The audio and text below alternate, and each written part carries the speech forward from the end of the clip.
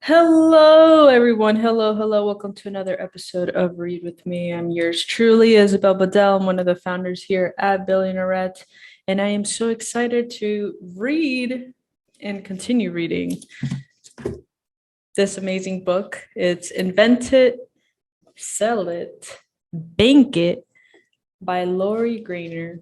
She is star of ABC's Shark Tank, star of QVC, an inventor of over 400 different inventions.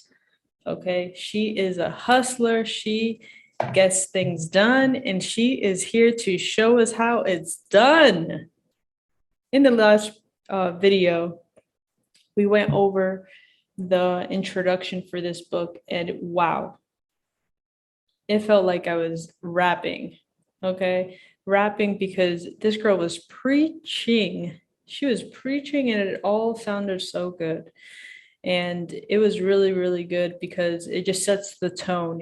She's a very kind person, but she's no one to mess with. And she's been through a lot. She went to 19 different cities in 21 days to pitch her product, all while she was developing it, while she was creating the prototypes, pitching it, doing different things with manufacturers. And most importantly, she never stopped. Okay. So she's really into, you know, putting in the work to get the result, the outcome that you're hoping to receive, and that's something that I do believe is really important, especially with the mentality in today's time. And if you're watching this 5 years from now or in a year's time where technology has soared and things are more into like the virtual reality AI space, right?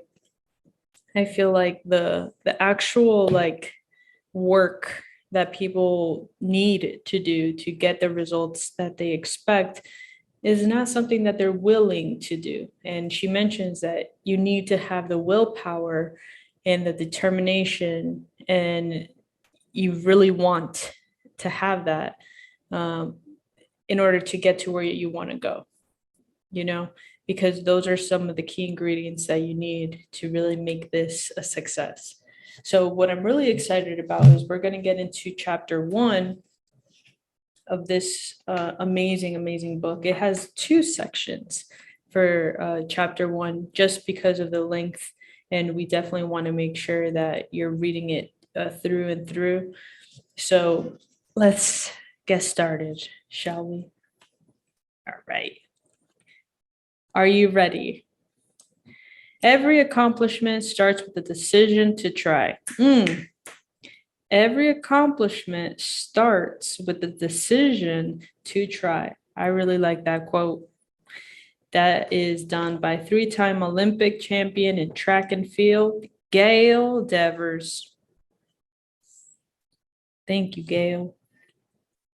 Now, when we think about the world's greatest inventors, we tend to remember the select few whose innovations quite literally changed the world. Thomas Edison for the phonograph, and the first incandescent light bulb that was safe and practical enough for home use, Nikola Tesla, Eugene Marconi, depending on whom you ask, for the radio, George Washington Carver for peanut butter, Wilbur and Orville Wright for the airplane. And yet, every day we take advantage of products and devices created by millions of inventors who are not and may never be household names, but who have made our world a better place. They are young, like Chester Greenwood, who invented the earmuff when he was only 15, and they are old, like Charles Greeley Abbott, who invented the first solar cooker and was 101 when he received his last patent. They are moms, notorious for creating new time and labor-saving devices, including the disposable diaper, like dads, like Frank Epperson, inventor of the popsicle, originally called the Epsicle. Clever. They are the tinkers who constantly take things apart, who see how they work, only to immediately identify how they could build them better.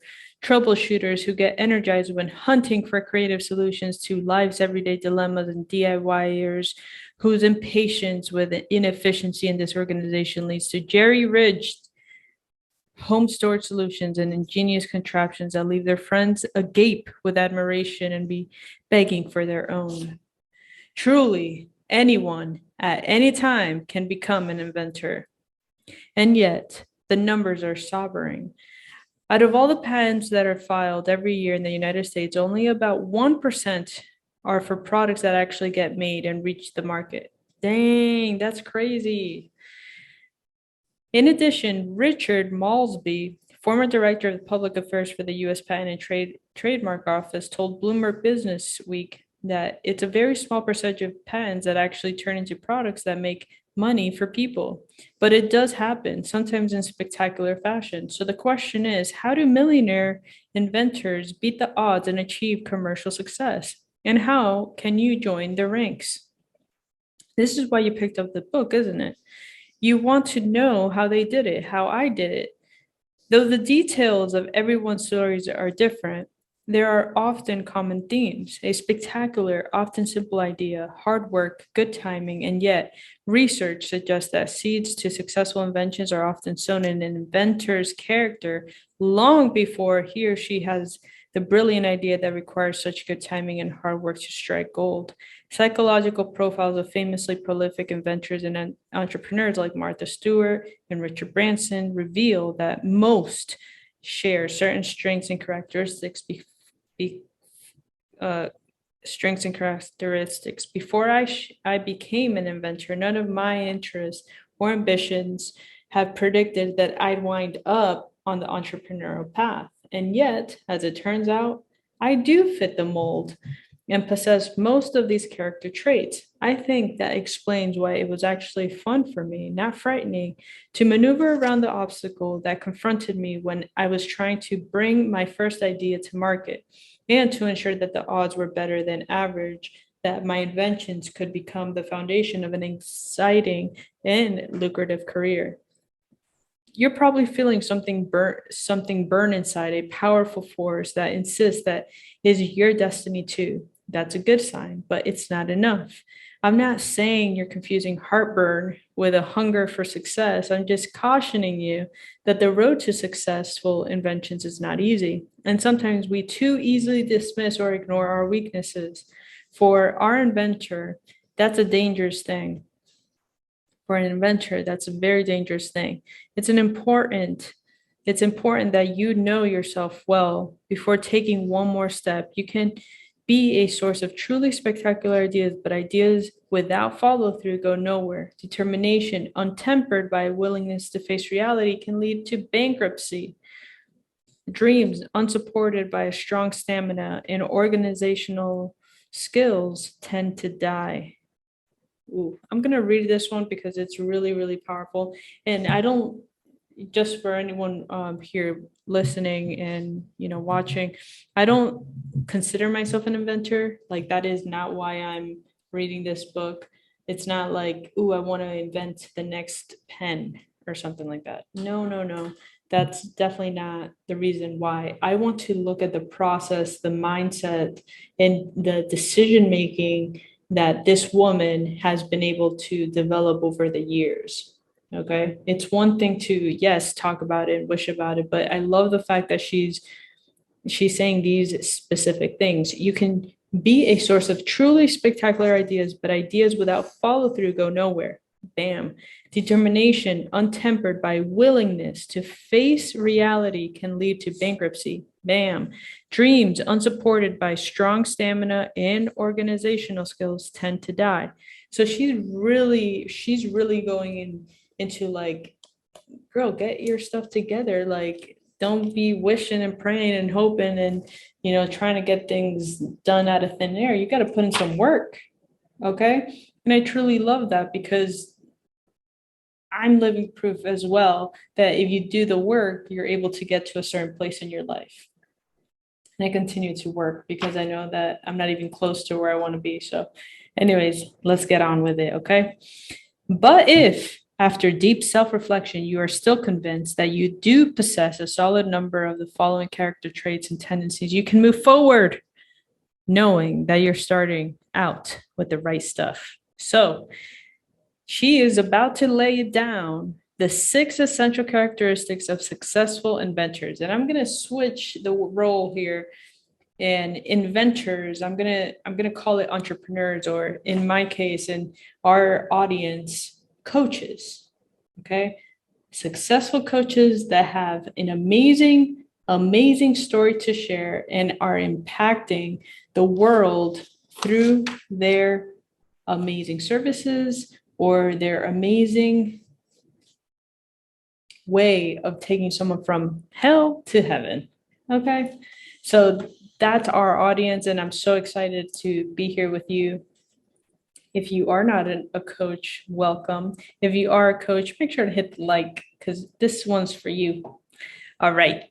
So, and these are the 6 essential characteristics that, by the way, she was mentioning that Martha Stewart and Richard Branson, those two, if you know them, this is something similar that they have, and they've been able to cultivate through the years to make their brands as successful as they are today. So, okay, number 1, passion. Passion. If there's one thing that unites all inventors, regardless of who they are and whom they are selling to, it's their passion for their inventions. I treat each one of mine like my babies, including ones I didn't actually invent but invested in. One of my colleagues at QVC used to joke that I could sell mud. That's how strongly I believe in my products and how infectious is my enthusiasm. I actually, that's how strongly I believe in most things that are important to me. I don't know how to dabble. I'm either going to jump into something wholeheartedly for the long haul, or I'm just not interested at all. So whatever product I fall in love with or whatever business I champion, I'm behind it 100%. And since I fall in love with most of the products I create or businesses I support, it's just not that hard to get everyone else who matters behind them 100% too. And as you'll see, once you get the people who matter to support you and your idea, you're halfway to seeing your dreams become $1 million reality. I've never met a single inventor who has lackadaisical about his or her creation. Inventors' descriptions can even be over exaggerations.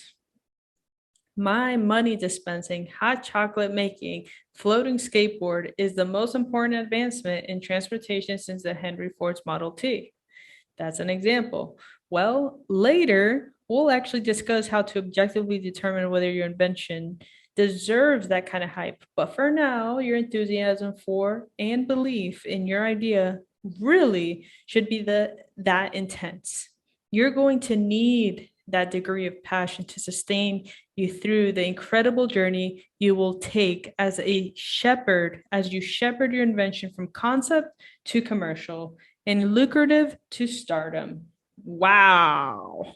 You're going to need that degree of passion to sustain you through the incredible journey you will take as you shepherd your invention from concept to commercial and lucrative to stardom. However, make sure you're passionate about the right things. A lot of entrepreneurs and inventors are passionate about making money, but you don't start your journey with the goal of becoming a millionaire. It won't work. No one gets rich merely because he or she wants to get rich. You get rich because you bring something into the world that is unique and that people are willing to pay for it. You get rich when you can successfully prove to others how amazing your product or service is. You can sell $1 million worth of goods, but if $1 million worth of goods are returned, you've accomplished nothing. When I started out, of course, I hoped I'd made money, but it was the art of perfecting my product and the excitement of launching the business that drove me. Start with the important part. Create something special. Create something special. believe in it so much that other people can't help but to see it the way that you do. Do the right. Do that right, and the money will follow. I'm so with you, Lori. I am so with you. Start with the important part. Create something special. Believe in it so much that people can't help but to see it the way you see it. I love that passion. Okay, number 2, confidence. You will get nowhere if you carry around the idea that you are less important or less deserving of a success than anyone else. The inventors arena is no place for self-doubt. You need to believe in yourself as passionately as you believe in your product. You will encounter plenty of people who will be looking for reasons to say no or to make you feel as though you're not worthy of their respect and consideration. Do not let them, regardless of whether they have more clout, better educations, bigger reputations, or fancy nameplates. Your success will have everything to do with how you perceive yourself. Because how you perceive yourself is how others will perceive you. Come on, Lori. Come on. That's a message for everyone, men and women alike. But an important note to women, don't ever think of yourself as a woman in business. That's right. Rather, think of yourself as a business person, equal to anyone else and better than, depending on the areas of expertise. That's how I see myself. Aside from giving my firsthand insight into a female consumer mind, being a woman has no bearing on how I do business. I think that's why it's always been such a shock when I've found myself face to face with sexism. The first patent lawyer I ever met with was a man in his 30s who had somehow never heard of the women's movement. What happened, Lori? My husband, Dan, accompanied me to our first meeting because he was interested in hearing what the attorney had to say, since any decisions I made would necessarily affect his finances too. I used our money, about $5,000, to pay for the first patent filing. I sat across from the lawyer so we could face each other, and Dan purposely sat off to the side as a listener, not a participant. He remained silent as I talked, and yet every time I would ask a question, the attorney would turn to my husband to reply. I was shocked at how blatant this was. But he went on, oblivious to what he was doing. I kept asking questions to see how long he was going to continue this way. He went on and kept directing his replies to Dan. After about 10 minutes, I said, okay, I'm done. I'd appreciate if you would go find one of your partners of this firm. Tell them you have been such a chauvinist to me that they need to send in a female attorney to help me instead of you. Maybe that was reverse chauvinism, but I didn't want to risk this happening again. And I felt I could avoid it, but for sure, by asking to work with a woman. The attorney blushed and stammered and tried to say he was sorry, but I wasn't interested in his apology. You're not really sorry. You're only sorry that I called you out on it. Damn right, Lori. Come on, girl. Fortunately, the lawyer who replaced him, Natalie, is a terrific attorney. 17 years and 120 pounds later, I'm still with her to this day, and I consider her a dear friend. I'm so glad that guy screwed up. It just goes to show that things happen for a reason. Y'all, this is why I love Lori so much, because she always comes in with the heat. You know what I'm saying? She's laying it down, okay? I've been asked if I'm ever nervous when I go head to head with the fellow sharks, Mark Cuban or Kevin O'Leary on Shark Tank. On the contrary, I like sparring with them. And besides, why would I feel nervous? Because Mark is a billionaire? Because Kevin is ruthless and has an acid-tipped tongue? They're unbelievably smart and they have worked extraordinarily hard and made brilliant business decisions and they've run a tremendous empire. They deserve respect. But does that mean I can't stand up to them? Does it mean they are better than me or anyone else? Of course not. Of course not. They are just as admirable and very successful. We're all just human beings in the end. I have my areas of expertise and they have theirs. And boy, do we all have our opinions. I have my parents to thank for the mindset that I can achieve anything I want to. I have a tendency to be fearless in business, though you won't catch me within 10 yards of an iguana. Oh, that was weird. So I guess she's scared of iguanas, huh? Okay, well, for any challenging situation, my father would say, think about it. Think about what's the worst thing that can happen. So I'd think about it. Once I knew what the worst thing was, I'd say, okay, I can deal with that and move forward. If I couldn't deal with it, I'd go in a different direction. When I went to start the business, once again, I thought, what's the worst thing that can happen? In the early days, I'd worry that the new product wouldn't be a hit and that all the time and effort that went into it would have been for nothing. I had good instincts, but not a crystal ball. What if this time the product flopped?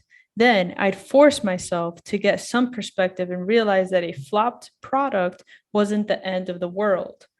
Disappointing, frustrating, yes. Catastrophic, nah. I had a plan in place should the worst ever happen. I think the fear of the bad things that can happen that stalls people and makes them freeze. I like that. Yeah, that's so true. I think it's fear. I think it's the fear of the bad things that can happen. That is what stalls people and makes them freeze. I agree. If you can conceive of the worst and you're prepared to deal with it, should you get there, everything else that comes before it is pretty manageable. It's good to have a plan, but don't be too rigid. Rigidity stifles creativity and keeps from zigging and zagging when necessary. Things come up and you'll have to flow. You'll have to go with the flow. Some things are out of your control, such as when a buyer could make an arbitrary decision that would affect the future of your product. I've been fortunate in the majority of people I've worked with, from retail buyers to attorneys to manufacturers, genuinely wanting the inventors and business owners with whom they do business to succeed. But eventually, you're going to run into someone who is having a really bad day and decides to take it out on you. There will be nothing you can do about that. It's your attitude that will matter and how you deal with these people. It's your attitude. At the end of the day, if someone proves impossible to work with, find someone else. If something doesn't go in your favor, try something else. If it's never one thing or another or nothing, it's never one thing or nothing. There's always a way. Having confidence will protect you and get you through those moments. I agree. Dang, that's so good. I love it. Just don't allow your confidence to slide into arrogance or rudeness. There's no excuse for either. I've seen many new inventors lose lucrative deals because they were so smug. They were inflexible or carried themselves with such a sense of entitlement that no one wanted to do business with them. I walked away from one of the best products I've ever seen because its creator was such a know-it-all and so convinced he had nothing to learn that he never heard anything anyone had to say. For me, no amount of money is ever worth the headache of having to deal with someone like that. I want to enjoy my business partners and do great business together, not fight with them. That's not to say inventors shouldn't stand up for what they believe, even if it means disagreeing with their inventors or buyers. If you have a point, make it. If you have a point, make it. but always do so respectfully and with an explanation.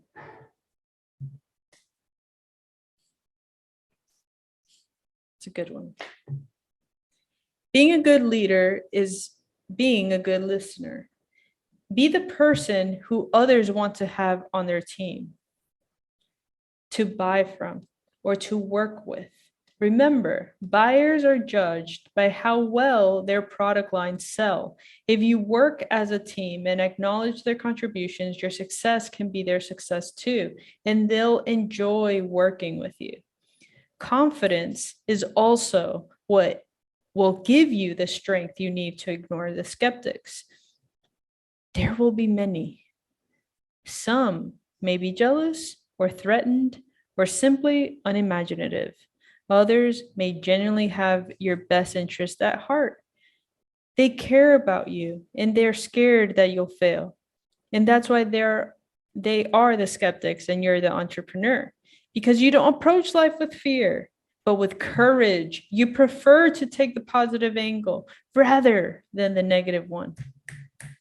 If someone doesn't believe in your idea, it's typically because the person has never seen it before or couldn't make it work. When others say, "What if it doesn't work?" your attitude should be, "It will work when I figure out how to make it to work." When they say, "That's never been done," your answer should be, "That's the point." Oh, this girl is awesome. So number 3, okay, that was awesome, awesome, awesome. So that was number 2, confidence. We're getting into number 3 out of the 6 different character traits. This one is drive and determination.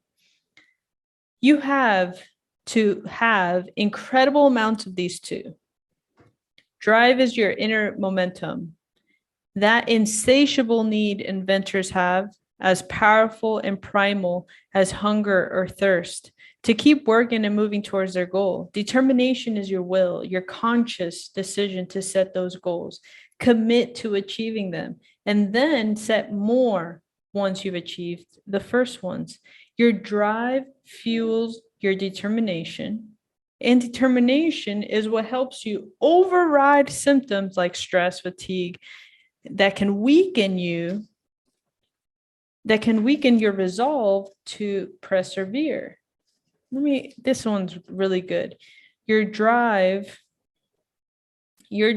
fuels your determination. Determination is what helps you override symptoms like stress or fatigue. Okay? And because you're able to override those, then your drive and determination manifest themselves in your willingness to do the work of 20. I mean, yeah, I see where you're going there, Lori. I see where you're going. Successful inventors generally don't know how to sit still, nor they would want to. Where's the fun in that? The additional advantages to being so highly determined and having loads of drive is that once you've invested all the time and the energy work getting into your product to market, you will know everything that needs to be done.